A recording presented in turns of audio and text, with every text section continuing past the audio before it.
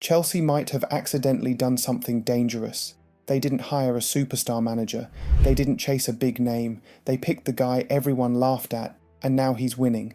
Every single game, 4 games, 4 wins, a team that looked lost suddenly looks alive, players who looked average suddenly look elite, and a fan base that was ready to riot is now deleting tweets. This isn't just a good start, something has changed at Chelsea. And the scary part? It's not luck. Rewind to January 2026. Enzo Maresca leaves.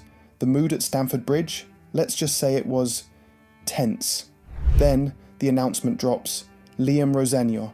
The timeline went into meltdown. Who? The Hull City guy? Another project manager? The skepticism was louder than a goal celebration at the Bernabeu. But fast forward to today, February 8th, 2026. We're talking about a team that looks fun to watch, unbothered, and surprisingly united. So, how did we get here? Rosenior walks in, signs a contract until 2032, which, let's be honest, is brave for a Chelsea manager, and immediately has to deliver. And boy, did he deliver.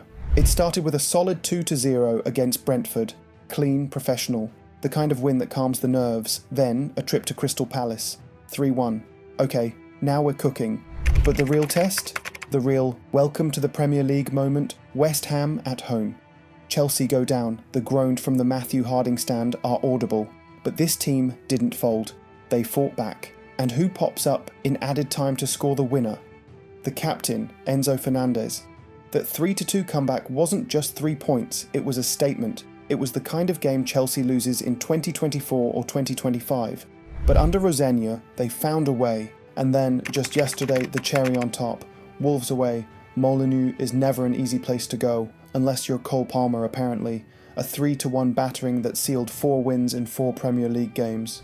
The stats don't lie, and they also don't tell the full story, but to understand why this is happening, we have to look at what Rosenior is actually doing on the tactics board. Because it's not just vibes. Well, it's mostly vibes, but there's a system behind it. And let's talk tactics. Rosenior isn't just telling the lads to go out and have fun. He loves using what he calls pocket players. We saw it against Arsenal and Wolves. He's putting wingers in central areas. He's used Alejandro Garnacho as a second pocket player, basically an attacking midfielder roaming free. He's used Pedro Neto as a winger who tucks inside. He even threw Liam Delap out on the right wing against Arsenal just to match their physicality. The man is playing 4D chess while everyone else is playing checkers. But the biggest change, it's something you can't measure on a tactics board. Rosenior calls it the 3 intangibles. Reactions, body language, spirit. And I know that sounds like something your PE teacher says after you lose 6-0, but watch Chelsea now. When they lose the ball, nobody is walking, nobody is pointing fingers. They're hunting in packs. When someone misses a chance, no head drops, no sulking. Just claps, shouts, again, and they go. That right there, that's culture. And culture is what Chelsea have been missing since the Tuchel days. But culture alone doesn't win games. You still need a killer. And that's where Cole Palmer enters like the main character in the final act. Coming into Wolves away, there were whispers. Is he fully fit? Does he press enough? Does he fit Rosenior's system? Palmer heard all that, and decided to end the debate before halftime. First, João Pedro to defender panics, clips him, penalty. Palmer steps up, no run-up drama, no theatrics. Just cold, 1-0. 10 minutes later, déjà vu.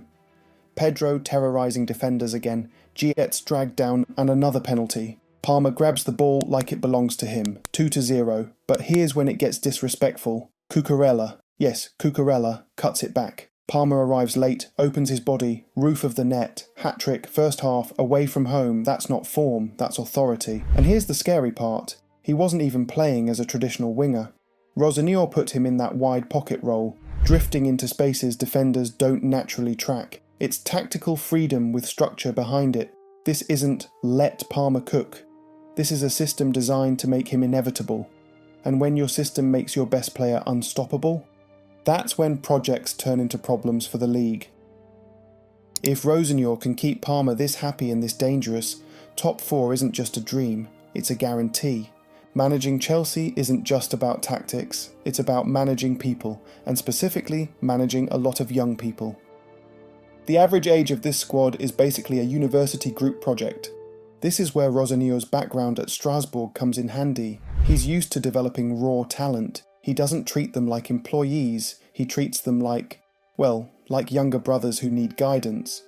So he calls up his old club, Strasbourg, and recalls Mamadou Sarr.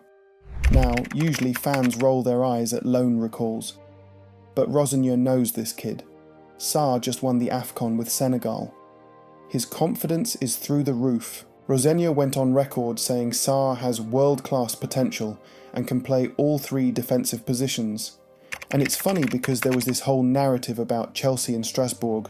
Are they a feeder club? Is it unfair? Rosenior shut that down. He said, there is no senior-junior relationship. He respects both clubs. He sent Aaron Anselmino to Strasbourg to develop and brought Sarr back to contribute. It's a functional ecosystem, and for the first time it feels like Chelsea are actually using their multi-club model smartly instead of just hoarding players. His biggest headache, the wingers, Garnacho, Neto, Estevao, different profiles, same problem. They all deserve minutes. Rosenior isn't married to a best 11. He rotates based on the opponent. It keeps legs fresh, competition high, and egos in check. So far, it's working. We can't finish this breakdown without talking about the two absolute monsters of this Rosenior era, Enzo Fernandez and João Pedro. Enzo has completely transformed. Under Maresca, he was good. Under Rosenior, he's the main character, he's wearing the armband, he's scoring winners, he's getting nominated for Player of the Month. Enzo did an interview recently where he said Rosenior gives them freedom to express ourselves in the final third. That's the key. He's not being shackled to a defensive pivot role anymore. He's allowed to crash the box, take shots, and be the creative hub. And then there's João Pedro. Chelsea fans were begging for a clinical striker for years. Pedro has stepped up. He's the top scorer with over 11 goals. Against Wolves, he didn't score, but he won 2 penalties. He was a menace, he's holding the ball up, he's running the channels, and he's linking up with Palmer and Enzo perfectly. With Pedro doing the dirty work and Enzo pulling the strings, Chelsea finally have a spine that looks Champions League quality. Of course, I have to be balanced. It hasn't been perfect. There was the Arsenal game in the Carabao Cup, a 1-0 loss at the Emirates, knocking them out 4-2 on aggregate. That was a tough watch. We saw Wesley Fofana in tears at full time. The pundits, and even some fans, criticised Rosenior's tactics that night. They said Chelsea were too slow, too passive, that they didn't go for it enough when they needed a goal. But here is the thing. Great teams aren't defined by never losing. They are defined by how they react. Fofana crying showed he cared. And the team's reaction? They went out and battered Wolves the very next game. They didn't let the Arsenal loss derail their season. They used it as fuel. Now here's the real question, and this is where Chelsea fans might split into two camps. Are we watching the start of something real, or are we just in that dangerous phase where everything feels perfect, right before reality hits? Because we've seen this movie before. New manager, good vibes, big wins, belief returns, and then injuries, fixture congestion, pressure. But here's the difference. This doesn't feel like chaos football. It doesn't feel like individual brilliance masking cracks. It feels coached. It feels connected. It feels like a group that actually believes in the guy on the touchline.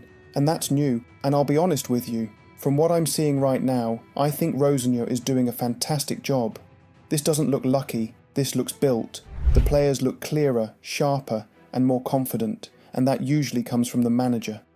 I genuinely like what I'm seeing from this Chelsea side. So, give me an honest answer. Not fan emotion. Is Rosenior building the next title-challenging Chelsea? Or is this just the most convincing new manager bounce we've ever seen? Because if this is real, the rest of the Premier League has a problem brewing in West London. Drop your take below. I'm reading the best ones. And if you enjoyed this breakdown, like the video so more fans see it, and subscribe. Because if this run continues, we might be documenting the start of something special. Keep the blue flag flying high.